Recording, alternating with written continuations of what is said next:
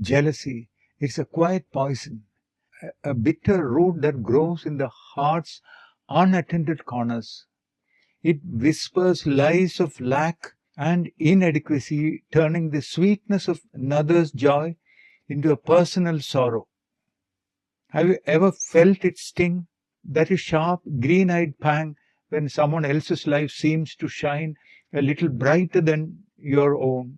It is a universal human failing, a shadow that can eclipse the brightest of destinies. In a small, sun-drenched village lived a woman named Elara. She was by all accounts a kind soul, always ready with a helping hand or a warm smile. But beneath her gentle exterior, a secret envy festered.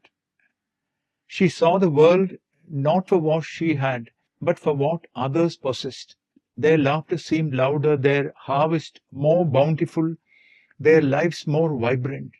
One evening, as twilight painted the sky in hues of purple and orange, a stranger appeared at Elara's door. He was tall and cloaked in shadows, his face obscured. It was the angel of death, not as a harbinger of doom, but as a silent observer of human choices.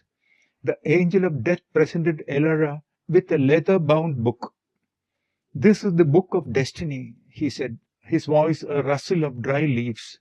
"In it you may write your own fate, but be warned, every word has a consequence." The next morning Elara saw her neighbor Lyra tending to a garden overflowing with most magnificent roses she had ever seen.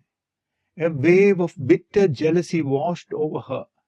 That night, by candlelight, she opened the book of destiny and wrote, "Lyra's roses will wither and die." By dawn, every single one of Lyra's beautiful roses had turned to dust. A strange satisfaction warred with a nascent guilt in Elara's heart. Lyra wept for her lost garden, and the village mourned the loss of its most beautiful sight. A few days later, village baker, a jolly man named Finn, was praised for his delicious bread.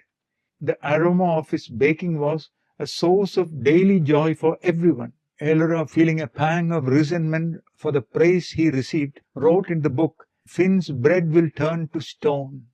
Next day, Finn's bread was as hard as rock. His customers turned away, and his bakery, once the heart of the village, fell silent. The village lost a simple daily pleasure, and a cloud of gloom settled over the once cheerful square. Elara looked at her own life. She had a roof over her head, food on her table, and the same sun that shone on everyone else. But her heart was a barren wasteland. She had been given the power to write her own beautiful destiny, and she had wasted it on petty act of spoiling the happiness of others.